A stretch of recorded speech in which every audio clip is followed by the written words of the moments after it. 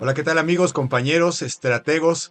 Estamos dándole el seguimiento a este discurso a la nación que dio Donald Trump apenas hace unas horas, refiriéndose sobre todo al conflicto de Irán, que es un termómetro, ¿no? Para ver más o menos qué es lo que va a suceder en los próximos días con respecto a esta guerra.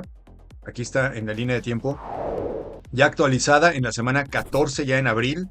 Entonces, estábamos viendo esto. Vimos que hace poco en Estados Unidos ya estaban desarrollándose esta teoría de que a Estados Unidos no le había estado yendo tan bien como se había esperado en un principio. Se había esperado la operación, porque ni siquiera lo llamaron una guerra como tal, la operación militar especial que ejecutaron en contra de Irán por por el temor que tienen del desarrollo de un arma nuclear por parte de Irán, iba a durar muy poquito, ¿no? Y la referencia era precisamente lo que sucedió en Venezuela cuando secuestraron al presidente Nicolás Maduro. Entonces, viendo que se estaba prolongando este procedimiento después de que asesinaron al ayatollah en una primera operación, y que como vimos, debido a la estrategia de división militar de Irán, como un mosaico, ¿no? Vimos esta estrategia de mosaico, opera, ¿no? De hecho, Irán desde las 30 provincias que tiene de forma individual, y esto dificulta muchísimo el poder terminar completamente con el poderío de Irán, ¿no? Que se ha fragmentado, y además los desarrollos militares de Irán han resultado muy baratos en comparación a los desarrollos de la cúpula de hierro de Israel, por ejemplo, o de los misiles que utiliza Estados Unidos, o de estos portaaviones que han movilizado junto con una gran cantidad de soldados hacia la región de Medio Oriente. Y entonces veíamos que Irán puede lanzar una serie de drones que le salen muy baratos, que le cuestan muy baratos en relación con los misiles que tienen que utilizar los diferentes sistemas antimisiles de los occidentales, de Israel o de Estados Unidos. Y entonces esto ya estaba costándole mucho dinero a Donald Trump. Ya había renunciado el director de terrorismo Joe Kent, diciendo desmintiendo lo que había dicho desde el principio Donald Trump, que la guerra era precisamente por este temor, como ya se hizo muchas veces la referencia con respecto a Irak, que se tenían temor de que existieran armas de destrucción masiva. En este caso se esperaba o se estaba especulando que Irán iba a desarrollar la bomba atómica. Y bueno, ya habíamos visto también en ese sentido todo el discurso de los israelíes en el sentido pues de colocar a Israel como una potencia regional, y la forma en la que estaban presionando al gobierno de Donald Trump por medio de los casos de los archivos de Epstein, de forma clandestina. Eso todavía no se puede decir de forma abierta, ¿no? A ciencia cierta, pero pues todos los indicios nos apuntan hacia allá. Y entonces en este movimiento de la guerra ya veíamos que no se esperaba a Estados Unidos recibir tanta resistencia y recibir también ataques directos, ¿no? A las bases de Abraham Lincoln y de Gerald Ford, que están desplegadas ahí en un rango de distancia de Irán, ya fueron bombardeadas, ¿no? Ya recibieron daños. Una de ellas, me parece que la Gerald Ford ya tuvo que regresar a Estados Unidos. Y acuérdense también que para poder entender la importancia de la difusión de la información por los medios occidentales, es básica, ¿no? Esto no se ha difundido de forma abierta en los canales de Occidente, y entonces es difícil que podamos acceder a esta información. También se destruyeron algunos aviones, un avión AWACS de 300 millones de dólares aproximadamente. Y entonces este tipo de destrucciones por parte de los grupos de Irán, o de Irán, digámoslo así, de la Guardia Revolucionaria y del ejército de Irán, en contra de Estados Unidos y de las bases militares desplegadas en los países vecinos de Irán, había estado pues impulsando esta idea de que se hiciera una intervención terrestre. Iban a ir con los Marines a intervenir de forma terrestre a esta isla de Karg, esta isla aquí en Irán, que es la isla desde donde despachan la mayor cantidad de petróleo. Irán, desde ahí abastece a los buques, y la exportación masiva se da a partir de esta isla, que está muy, muy cerquita, ¿no? De Irán. Aquí la veíamos en el mapa, aquí más adelante, aquí en este círculo pequeño. ahí está la isla de Kark, y esto, bueno, implicaba un nivel de dificultad muy grande para Estados Unidos para poder enviar ya Marines, ya personas, soldados, a territorio extranjero y pues directamente a la guerra, ¿no? Que obviamente Irán había dicho que no lo iba a permitir y que iba pues, a terminar con todos estos soldados de las formas más viles, ¿no? Y entonces esto nos recordó a la guerra de Vietnam, a muchas de las guerras en las que ha intervenido Estados Unidos, o en los países en los que ha intervenido Estados Unidos, en Afganistán, por ejemplo, también, el costo económico y el costo de vidas humanas, el costo en tiempo que representa todo esta campaña, ¿no? En este caso ya tendría que ser una guerra declarada como tal, y esto implica, como dijimos, muchos elementos jurídicos que se tienen que respetar, aunque, bueno, ya vimos que Donald Trump, pues, básicamente no respeta el derecho internacional, y entonces esto habría una posibilidad importante con respecto a la consecución, a la amplitud que podría tener la guerra. Y se estuvieron hablando muchas veces de la Tercera Guerra Mundial por la implicación de otros países y todo esto, ¿no? Bueno, pues finalmente, después de que escuchamos que varias veces Donald Trump, que obviamente pues siempre iba a estar diciendo que los objetivos se habían cometido, que se habían cumplido, Pete Hegseth salió igualmente a decir varias veces, igual que Marco Rubio, que los objetivos estaban pues ya ahí casi listos, ya casi terminaban de destruir por completo el arsenal nuclear o el posible arsenal nuclear que tenía Irán.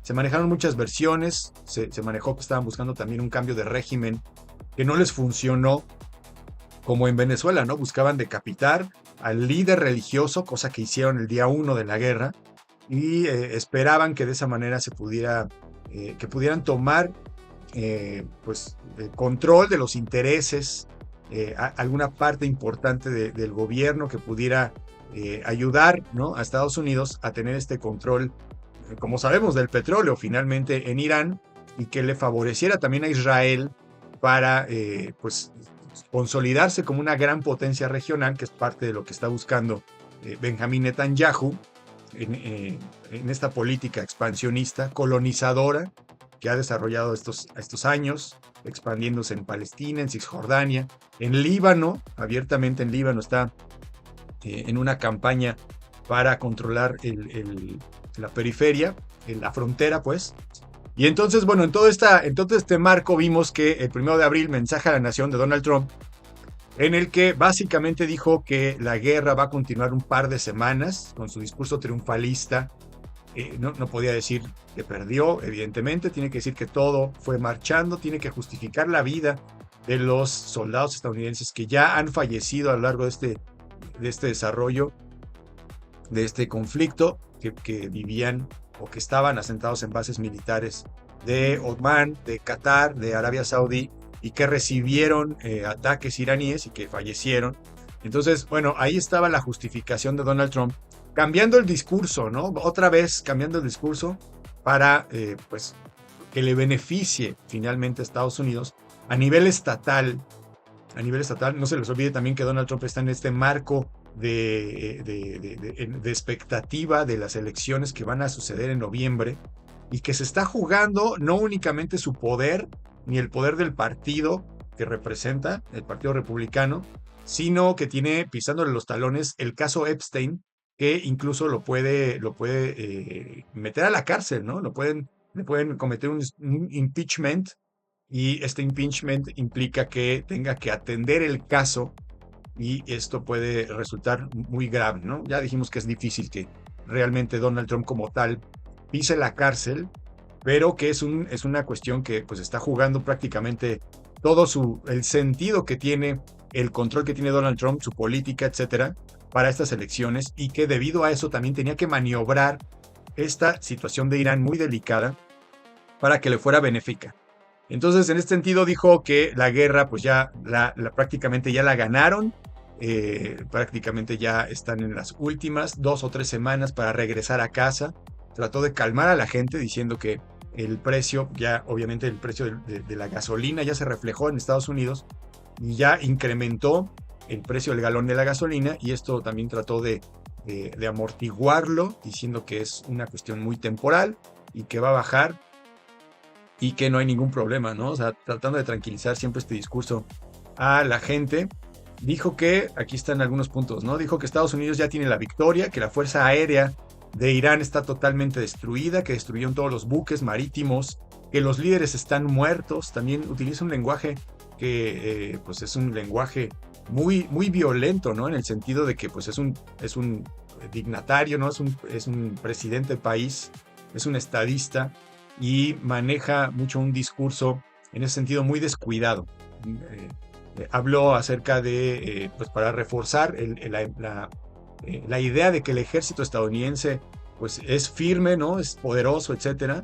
Recordó lo que sucedió en Venezuela, dijo que ahí estaban para ayudar, agradeció a Venezuela, dijo que Estados Unidos no tiene ninguna necesidad de tener el petróleo de Venezuela. Acuérdense que Donald Trump está pues desarrollando esta industria del fracking, que le permite pues tener esa parte de la energía desde dentro del país de Estados Unidos, y pues supuestamente no necesita. Ahí está el cambio del discurso, ¿no? Porque pues al principio, cuando llegaron a Venezuela, hablaron directamente, más allá del derecho internacional, fue lo que rompió ese paradigma, ¿no? Eh, Más allá del derecho internacional, llegó a decir que lo que le interesaba era tener el petróleo y el interés económico. Entonces, bueno, ahí está el discurso modificado.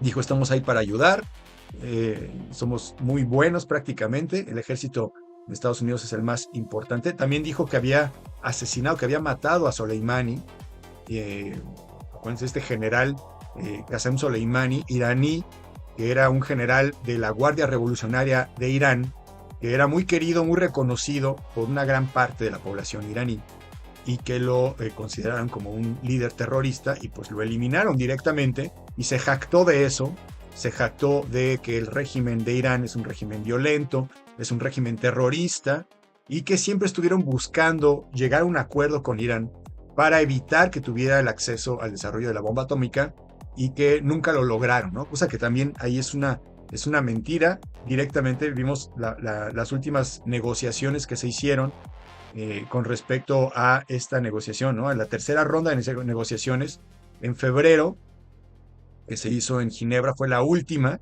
en la que ya estaba ahí Jared Kushner y Steve Witkoff, que fueron el ministro de Exteriores de Omán. Igualmente estaban desarrollando esta estrategia para evitar el conflicto. Esto fue antes de la guerra, y ya había Irán decidido, tenido grandes concesiones con respecto a los puntos que Estados Unidos estaba requiriendo con respecto a terminar completamente con su programa nuclear de enriquecimiento de uranio. Ya había aceptado Irán esta cuestión, pero también ya hemos platicado que Israel, y en este caso, bueno, Estados Unidos se vio arrastrado por esta cuestión, pero Israel necesitaba una guerra, enfrentarse directamente a Irán para poder pues eliminarlo en su programa de expansionismo que tiene el gobierno temporal de Israel, encabezado por Benjamín Netanyahu. Y este proyecto de Israel pues estaba presionando muchísimo a Estados Unidos, cosa que también dijo apenas hace unos días este personaje, Ebrahim Solfagari, que dijo que directamente que Israel estaba presionando a Estados Unidos porque tenía pruebas del caso Epstein en contra de Donald Trump, ¿no? Este general del ejército iraní se lo decía directamente, y bueno, ahí estaba, era parte del discurso, ¿no? Que se estaba dando, que se estaba presionando para que Estados Unidos finalmente apoyara estos movimientos de guerra en contra de Irán, y todos los discursos que tienen que ver, o que han tenido que ver con el Estado terrorista que se considera Irán, por financiar a Hamas, por financiar a Hezbollah, ¿no? A estos grupos en Yemen también, que buscan atacar a Israel por los motivos históricos que también hemos platicado, ¿no? El establecimiento del Estado israelí y la causa palestina.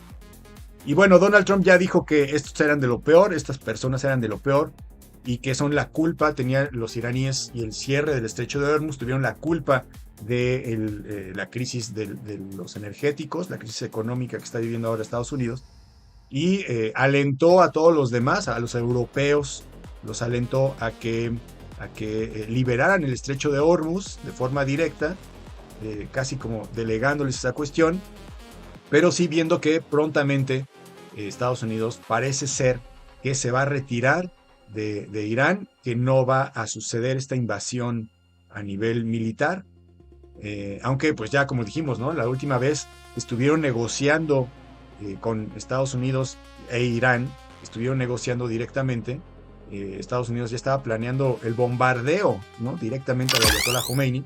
Entonces pues ya no se puede confiar realmente en lo que esté sucediendo a nivel de proyectos políticos, pero sí a nivel de economía y de intereses que vemos que pues finalmente Estados Unidos y Donald Trump están tratando de contener para evitar esta explosión que sería, esta bomba que sería el que perdiera las elecciones, que perdiera la gran mayoría en las cámaras de Estados Unidos, y que este poder que tiene actualmente Donald Trump y todo este flujo de este movimiento del orden mundial, como lo estamos viendo, que se está estructurando de la forma particularísima que Donald Trump lo está fomentando con con este escudo de las Américas, aquí que también igualmente está tratando de contener a América dentro de una esfera protectora, digámoslo así. Bueno, toda esta situación que ya se ha estado planteando y que ha estado dibujando, mejor dicho, ¿no?